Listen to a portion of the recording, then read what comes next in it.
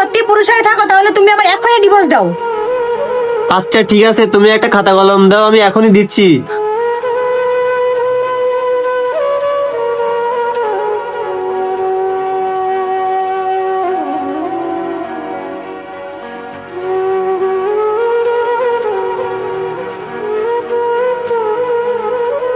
তোমার আমি অনেকগুলো নাম্বার থেকে ফোন করেছি, তুমি আমার ফোন উঠাচ্ছ না কেন?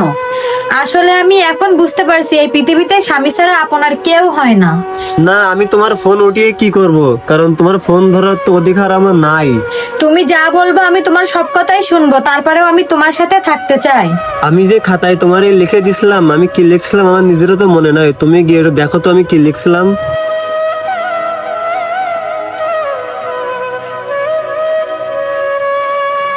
আমি তোমাকে অনেক ভালোবাসি আঞ্জু, আর আমি তোমাকে কখনো ভুলতে পারবো না।